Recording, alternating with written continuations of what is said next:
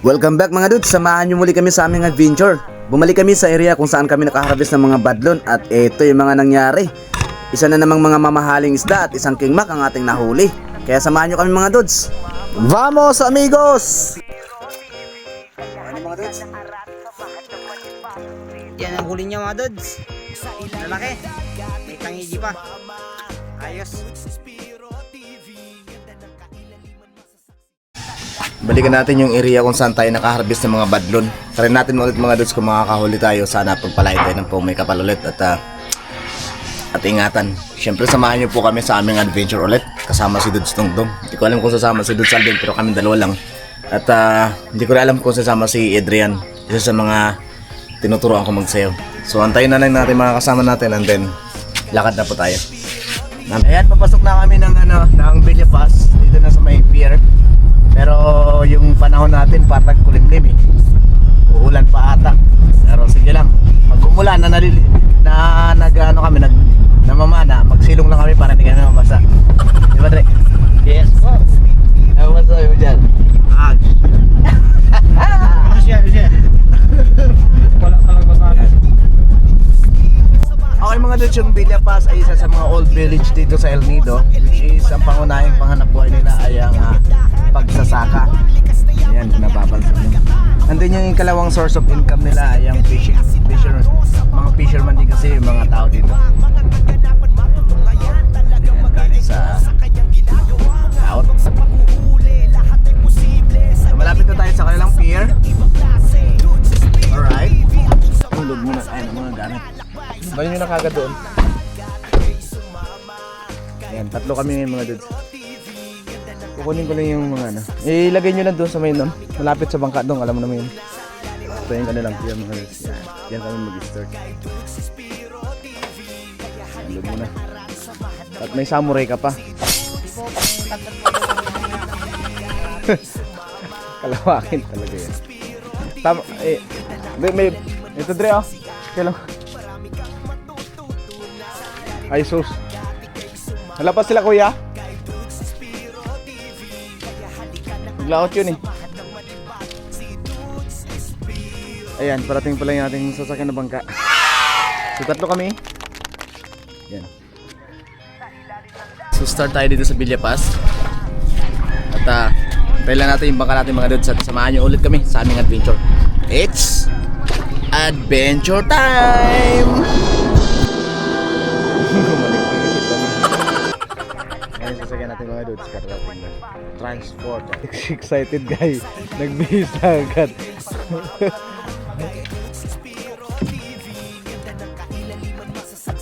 Talaga si dudes nung improve na rin talaga.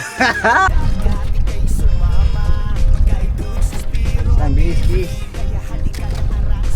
Maagos, lipat tayo sa hindi maagos. Dulag na kasi. Alright, dito na tayo mga dudes.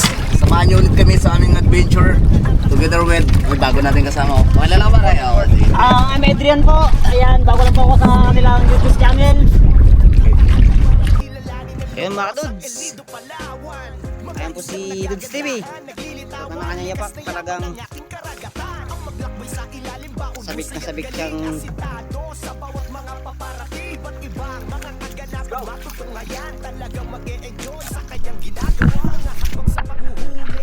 Alright, good morning ulit mga idol at samahan niyo muli kami sa aming pakikipagsapalaran muli at sana ay pagpalain ulit tayo ng puong may kapal at ingatan sa bawat oras na ating ginagawa. Nag-start kami dito sa may Binulbulan mga dudes, dito sa part ng actually isa under na siya ng Taytay, no? Isa rin to sa malapit sa mga dive site yung area na to, kaya napakaganda talaga ng mga coral reefs dito. Pero syempre iniingatan din natin na maiwasan natin at hindi natin masira yung mga coral reefs nila kasi nga dinadive ito ng mga taga-Sibaltan. Pero ang area na pinupuntahan lang namin mga dudes ay malapit dito sa may mga kulapuhan o mga seaweeds.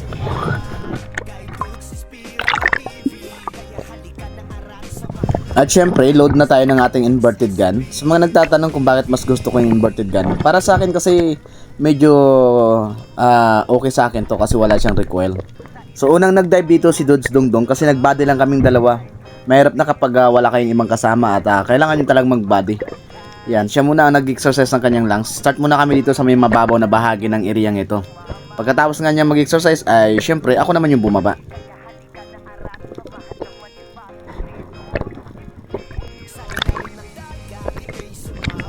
Ito yung mga pagkakataon na wag nating i-skip mga dudes yung pag-i-exercise ng ating lungs sa mababaw na bahagi ng area bago tayo dumako sa mga malalim.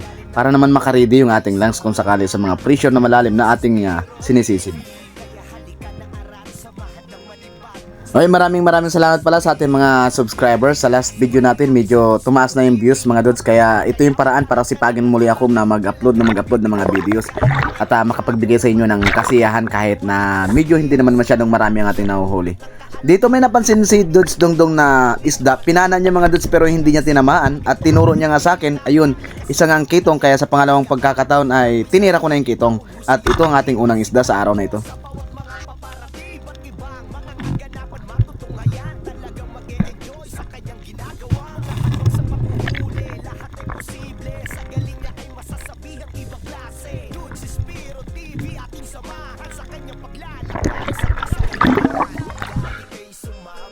At ayun nga, kitong o rabbit fish ang ating unang isda. Ito ang pinakamaganda sa lahat mga dudes. Sa unang pagkakataon, dapat makatama ka kagad ng isda para maging maayos yung iyong pamamana maghapon.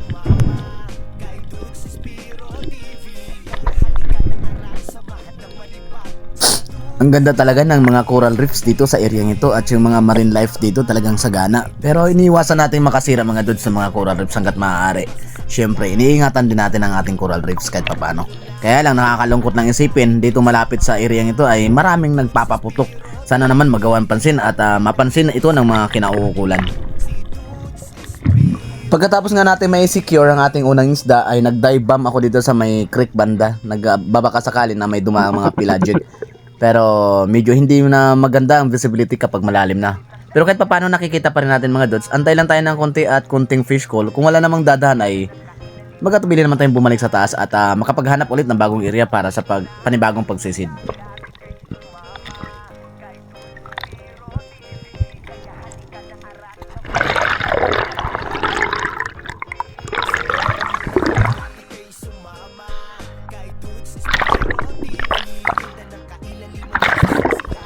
At dahil nga walang isda sa malalim ay pumunta ako dito sa may mababaw at dito may sinusundan ako mga dudes. Ito ay tinatawag na Chinaman fish.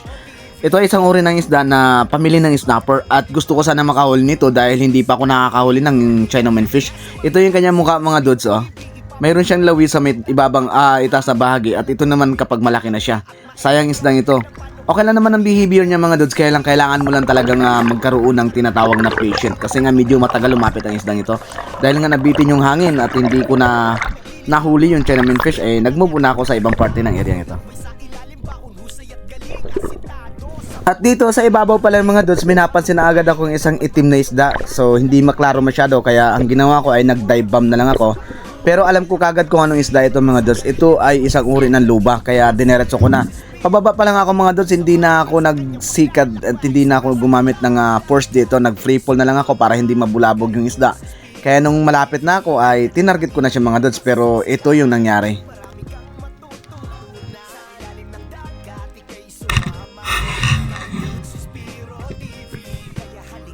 Napataas nga ang ating tira mga dudes kaya kadahilanan na napunit yung isda at hindi natin nakuha yung lubang ito. Sayang din naman, malaki na rin sana ang mga dudes yung lubang ito. Kaya lang hindi talaga para sa atin.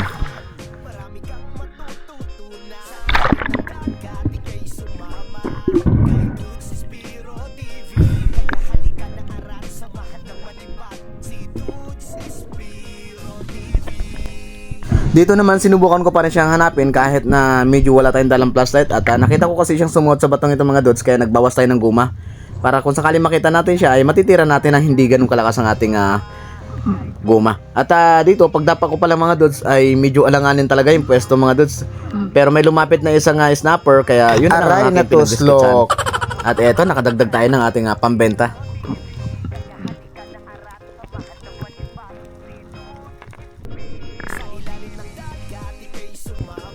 At habang sinisecure ko ang ating snapper, ito nga nag-dive bomb ulit ako dahil may nakita ko ditong suno mga dudes. Kanina nakita ko siya dito, pagala-gala lang, pero nung malapit na ako, hindi ko na siya napansin mga dudes, siguro nakatago sa bato. Pero yung mga sunod mga dudes ay mataas ang kuryosidad, kaya kailangan mo lang talagang hanapin. Noon, nakita ko naman mga dudes kaagad at lumabas na rin siya sa kanyang lungga, kaya eto, tinira ko na. Aray, natuslok. Ito yung kagandahan mga dudes sa iring ito, napakaraming suno o mamahaling isda, grouper. Pero ito sa talipapa ko ay hindi ko naman nabibinta ng mahal, pero enough lang sa ating mamimili. Pero kung ito mga dudes ay nahuli mo ng buhay, ay talaga magkakapira ka talaga dahil mahal ang isdang ito. Sa ating susunod na dive mga dudes, same spot, may lumapit ulit na mamahaling isda o suno, kaya binaba ko na ulit at ito ang nangyari.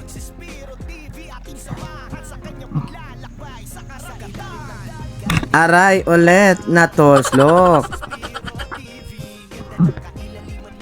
Grabe talaga mga dudes, sunod-sunod natin nahuli mga grouper o mamahaling isda. Kaya sinasabi ko sa inyo mga dudes, ang size ng isdang ito dapat lang ay lamampas lang ng 5 gramo at hindi lalampas ng 1 kilo. Yan yung enough size ng isda nito kaya nabibili ng mahal dahil ayon sa mga mamimili, yan ang dapat nagulang para mabili yung isda ito dahil napakalinamnam sa stage na ganyan lang ang kanyang size.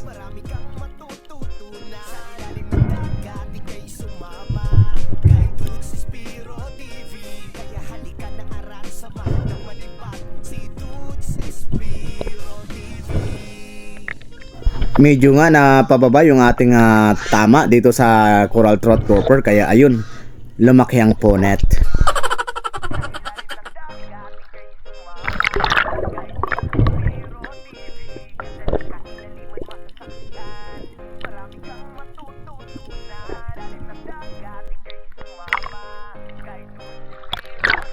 Medyo maganda ang bungad ng ating pamamana ngayong araw mga dudes. Sana tuloy-tuloy na at makarami tayo at makapagbenta tayo sa ating munting talipapa.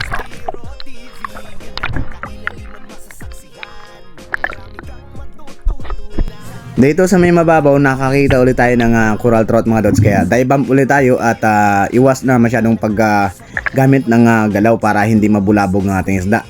Kunting lapit lang kasi ang mga behavior ng mga suno na ito mga dudes ay lumalapit talaga sila nang nakaharap at yun ang pagkakataon mo para tirahin. Kaya ito ang ating susunod na isda. Agay na tuslok.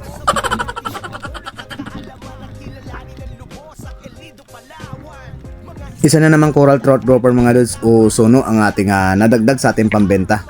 Kaya ang problema lang mga dudes ay medyo nasabit niya ang ating line sa bato kaya kailangan natin magpahinga ng konti at balikan yung ating isda. Hindi naman malalim mga dudes ang area ito kaya para sa akin isang napakasarap na pamanaan yung area ito. Hindi nakakatakot pero nakakalibang lang talaga dahil medyo maraming coral trout grouper dito. Kailangan magdala ng flashlight kasi minsan ang iba nagtatago sa bato at kapag nagtago sa bato at wala ka na makita mga dudes ay masasayang at hindi mo mahuhuli yung isda.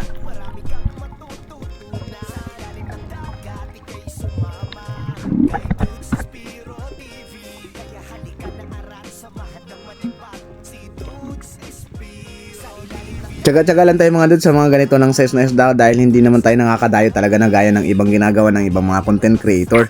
Talagang nagpo-post sila ng mga giant trevally at nakakahuli. At siyempre umaasa rin tayo so na magagawa rin natin yon at makakahuli rin tayo ng malalaking isda gaya nun kasi hindi pa naman tayo lumalabas halos ng El Nido masyado.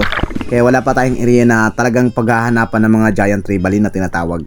Kaya pasensya lang muna mga dudes at least kahit papaano mga dudes ay nakakapagbigay kami sa inyo ng kasiyahan sa inyong panonood at nakikita nyo yung ating kailaliman ng dagat.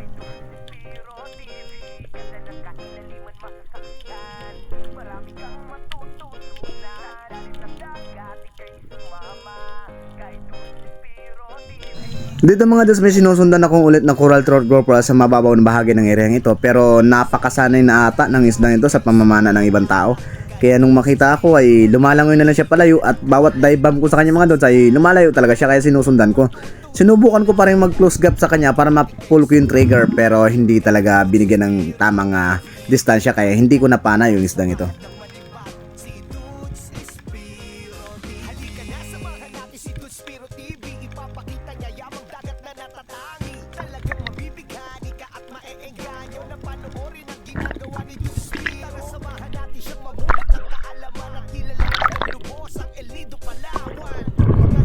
Dito mga dudes, isang napakasayang pagkakataon dahil in my first time in my life, nakakita tayo mga dudes na isang dive which na mayroon pang mga tingga na kasama at talagang napakaswerte natin mga dudes. Siguro ang mayari nito ay isang diver kaya siguro nahulog dito at hindi niya nakita, pero ibinigay talaga sa atin at hindi na tayo bibili.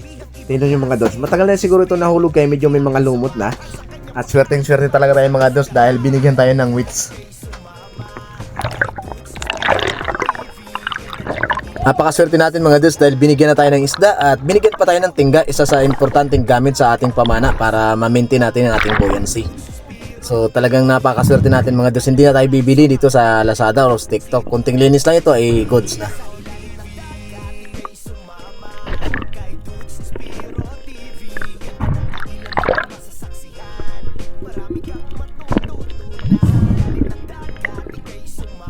Siyempre, kahit hindi ito isda, ay ilalagay na natin sa ating tuhugan, baka makabitaw pa eh. Siyempre, sayang naman. Blessing na ito para sa atin. Ngayon, kung may kukuha or isang diver na nagsabi na sa kanila, eh, patunayan lang nila na sa kanila, handa naman natin ibalik ito mga dudes. Pero kung wala naman kukuha ng ang ating nakitang tingga, ay siyempre, sa atin na ito.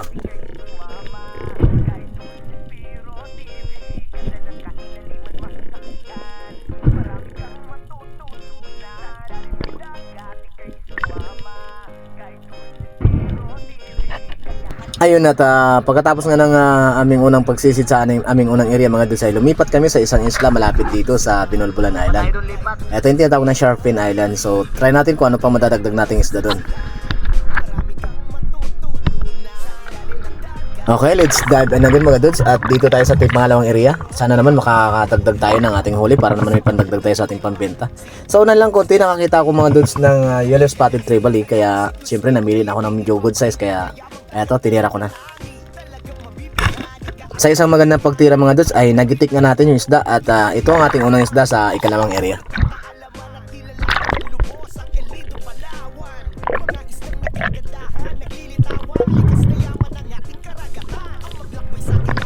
At wala pa nga ako nahuhuling magagandang size ng isdang ito, yung yellow spotted trevally, pero mga dudes, masasabi ko sa inyo na isa ito sa mabinta na isda sa aking talipapa at madalas itong bilhin ng ating mga customer, kaya pag may nakita kong ganito, kahit ganito lang ang size, ay kinukuha ko na.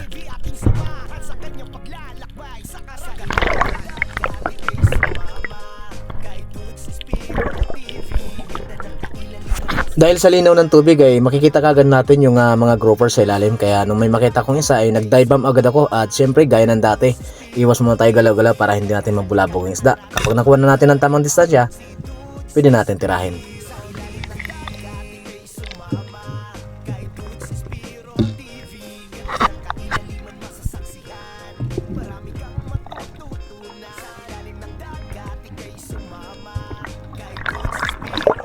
Maganda ang pagkakatama natin sa coral trout na ito. Medyo na malapit natin sa ulo tinamaan, kaya hindi halos nakalaban at na-secure naman agad natin yung ating susunod na isda sa araw na ito. Isa na naman coral trout grouper. Pandagdag na naman sa ating pambenta.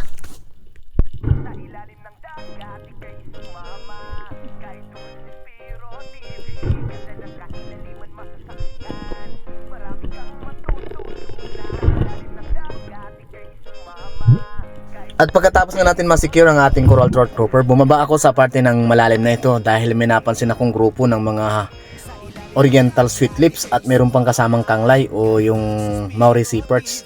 Yung mga behavior niyan mga dudes, kailangan smooth ka lang. Nandun sa harapan ko yung kanglay, pero hindi ko muna minadali dahil nais ko munang piliin kung saan ang good na size para makakuha tayo, dahil ang mga behavior mga dudes sa mga ito ay talagang may halong kuryosidad, pero once nakahuli ka ng isa ito at hindi mo natamaan, ay maaaring bigla silang mawala dahil territorial din ang mga isda ito at lumalayo talaga sila. Kaya dito hindi mo na ako nag-secure ng kahit isa dahil nais ko munang pag-aralan kung sino ba talaga sa kanila ang good size bago natin titirahin. Kailangan mga dudes talagang tamang timing at talagang dapat makahuli tayo ng isa, otherwise pag hindi natin tinamaan ay bigla na lang silang mawawala.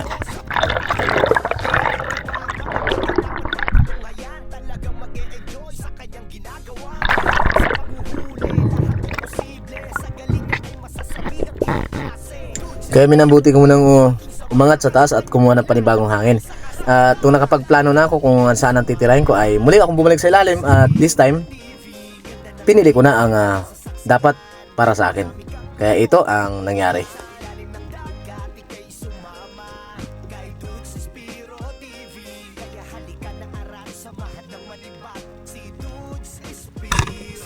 Ayun, sa isang stable at isang magandang pagtira, tinamaan naman natin ang isang harlequin or oriental sweet lips mga dudes, at ito, nakadagdag tayo. Kaya mga papansin nyo mga dudes ay sa isang tira ko lang and bila na lang sila nawala. Ang kagandahan nga lang ay nakasecure tayo kahit isa. At least isa sa kanila ay nakakuha tayo.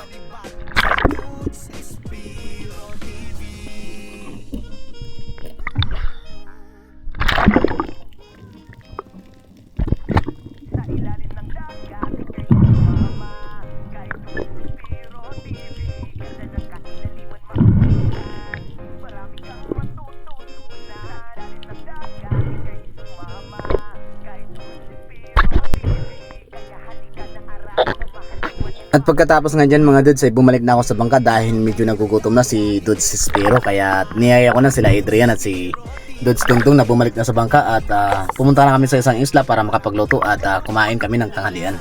Dahil ganitong oras mga dudes ay past 12 na mga dudes. Kaya huwag natin kalilimutan lagi sa ating sarili na kumain mga dudes at mag-inom ng tubig. Kasi kapag ikaw ay nasa tubig ay talagang maaaliw ka sa dami ng isda at sa iyong ginagawa. Kahit ganun pa man mga dudes ay huwag pa rin natin kalilimutan na tao lang tayo at napapagod din. Kaya kailangan din natin ng pahinga.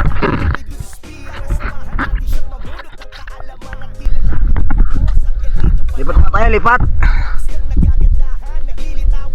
Lipat muna kami mga dudes. Ito ang huli natin sa unang spot. Hanggang sa pangalawa. Laki na puno.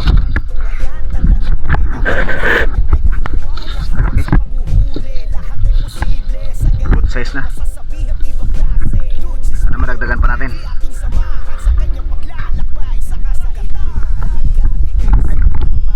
Kanina pa kami nagtatawag sa'yo eh. Nagdakmo na kami dito sa island mga dudes para mag-ihaw. Ayan, nag-ihaw sila. So kain muna kami. Medyo pagod na.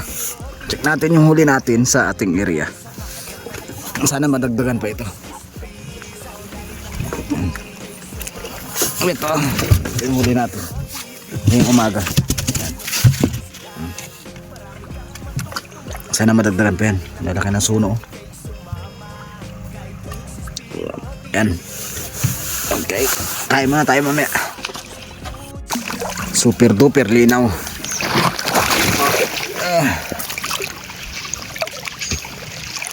Yan ang ating import, ang ating chef cook Adrian Ayala.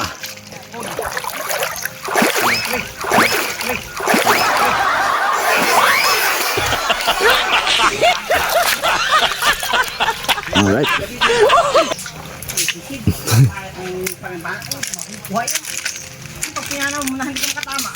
Ito yung ating uulamin. Surahan at saka yung giant Toblerone. Sarap yan. Okay, ganda dito.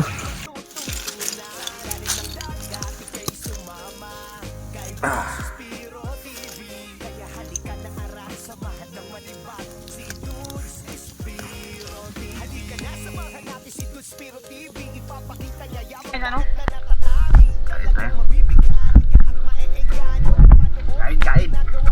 Kain ng mga spero. Naluto na sila. Surahin.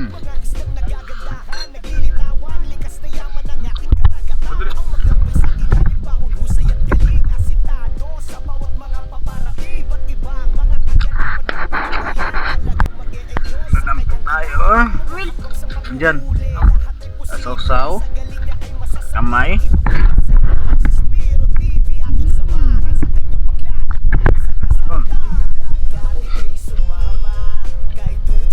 May ako ng itlog yun. Balik na tayo sa bangka. Hindi pa tayo sa bagong spot sa unahan sa may Malunaw kung saan tayo nakahuli ng badlon. Sana makahuli ulit tayo ngayon. At pagkatapos nga ng ilang minutong pagpapahinga, pagkatapos natin kumain ng ating tanghalian, ay naglakbay muli kami mga dudes at lumipat kami sa isang spot na kung saan kami nakahuli ng mga badlon nung unang huling video natin na nakaharvest tayo ng mga badlon o golden trevally dito nga sa may Malunaw. At pagkatapos ng ilang minutong pagdalalayag ay naabot namin ng Malunok at dito naman kami nagsagawa ng panibagong pagsisid. Malinaw dito. Alright. Tingnan natin kung anong mahol natin. Okay. Sa ating susunod na area. Ang tabay mga lods. Sana makadagdag pa. Ako pati karami ko ng huli.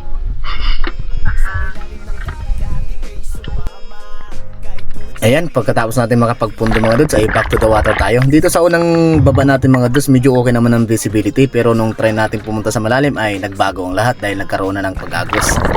Maganda nga ang mga dudes na may agos dahil dyan naglalaro ang mga pelagic, pero this time ay kahit maagos ay nagbago rin yung visibility ng ating tubig. Kaya naman ginawa natin ay pumunta tayo sa malalim at baka sakaling makadagdag tayo ng ating pambenta sa araw na ito. Itong spot mga dudes, kung naaalala nyo yung ating huling video na nakaharvest tayo ng mga badlon, dito yun. Nung pumunta ako sa malalim ay ito yung visibility na atin na kita, medyo malabo na mga dudes. Nagtry ako mag-ambush gaya ng ginagawa ko dati ay magpapailalim muna ako at dyan ako mag-ambush. Nagpi-fish call, try natin kung may lalapit sa atin na iba't ibang uri ng pelagic, pero kung wala tayong makikita ay pwede tayo lumipat sa ibang spot.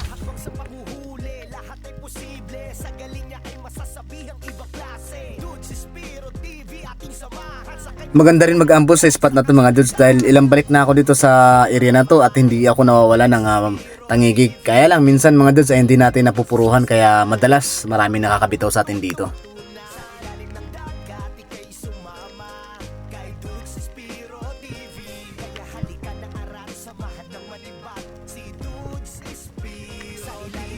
At dahil nga walang lumapit na isda sa ating pag-ambush mga dudes, kaya bumalik muna ako sa ibabaw at magkumuha ulit ng panibagong hangin para makapagsagawa ulit ng panibagong pag-ambush.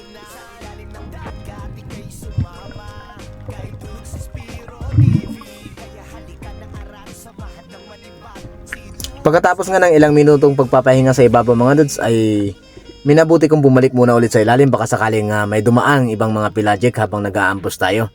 Dito habang pababa ako para makapag-conserve ako ng energy mga dudes at makaipon tayo ng hangin sa ating lungs ay nag-free po lang ako mga dudes, at habang pababa nga tayo ay nagpi-fish call tayo, baka sakaling may lumapit. At hindi nga tayo nagkamali mga dudes, this time paglingon ko sa aking kaliwa ay yun, may nakita tayong pelagic, isang king mac, pero ang problema mga dudes ay napakalabo talaga ng ating harapan. Hindi nga halos makita mga dudes sa ating video ang king mac, kaya nag-squid hand ako para lumapit siya. Nung nakuha ko yung tamang distansya mga dudes, tinira ko at tinamaan naman mga dudes. Kung napapansin nyo, ang lakas ng hila mga dudes, kaya tiningnan ko yung buya. Ang bilis ng takbo tapos biglang huminto mga dudes. Dito ako kinabahan dahil alam ko nakabitaw na naman yung ating tanigi. Sayang na ito mga dudes kung makakabitaw. At paghawak ko nga sa lubid ay hindi na gumagalaw ang ating buya. Nagpapatunay lamang na wala nang isda sa ating buya, kaya napakalungkot isipin mga dudes. Talagang sayang. Dagdag na sana sa ating pambenta kahit malabo, pagtsatsagaan ko na sana mga dudes, pero sa unang tira natin ay hindi tayo pinagbigyan kaya nakabitaw yung ating unang isda. Isa sanang king mac at good size na rin sana mga dudes.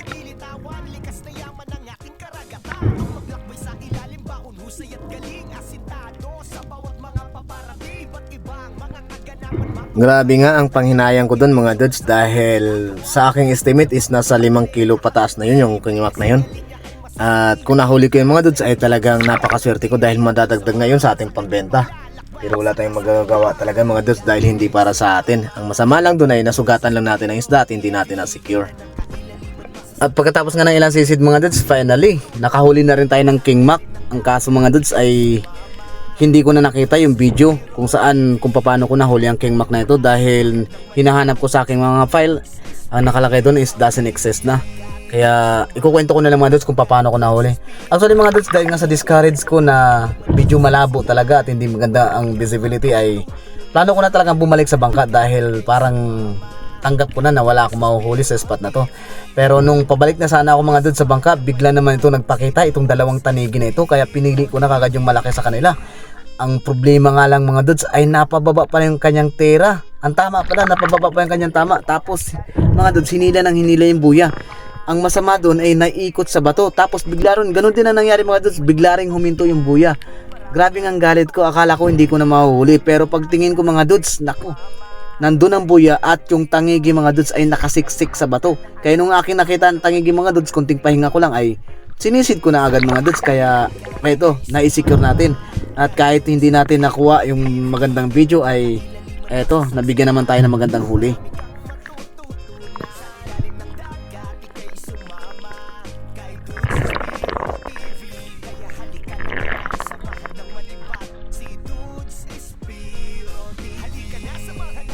Tayo, nasira yung ano natin, ma. Si Dodge Dungdung doon pa.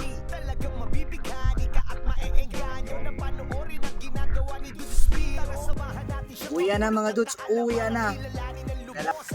Ewan ko kung kailan nun makakapamanan nito, maghintay ulit tayo. Sira ng ano natin mga dudes. Mas. Tayo tayo ulit ng bako kung sakali kung kailan magdating.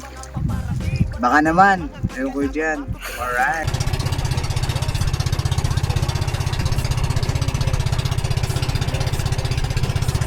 Alright, dito na tayo mga dudes. At thanks sa blessing at salamat sa inyong pagsuporta sa ating mga YouTube channel. Huwag po kayo magsasawa mga dudes at kung gusto magpa-shoutout, mag-iwan lang po ng comment. At syempre nagpapasalamat tayo unang-una sa Puong May Kapal sa pag-iingat sa atin, sa blessing na ating natanggap ngayong araw. Then also sa inyo na nandyan lagi at nakaantabay sa ating YouTube channel. Thank you very much. It's time to sell our fish na. Let's go! Linda man tayo ng isda mga dudes. Okay mga dudes.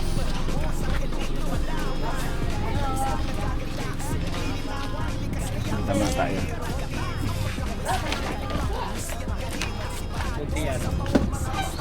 Sino ka ito? Ito na ka na ito? Mana? Saka ito?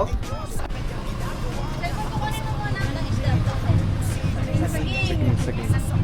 Pansigang po yan. Kung alam ko anong maliit. May karga ako. Tata, magkano tata? Dito yung bagay. Mabalik ako. O, isda kayo dyan mga misis! Ito ang kagandahan mga dudes sa mga bagong huli, no? Tingnan nyo, bigla na lang walang naiwan, diba? Ultimo kami wala nang uulam. Ganon yung mga customer natin dito mga dudes, talagang pag alam nilang naman ako, nandun agad sila sa bahay at dito sa ating munting talipapa, ubos agad yung isda natin. Salamat sa blessing at salamat sa pagsuporta. Okay? Thank you very much. And thank you!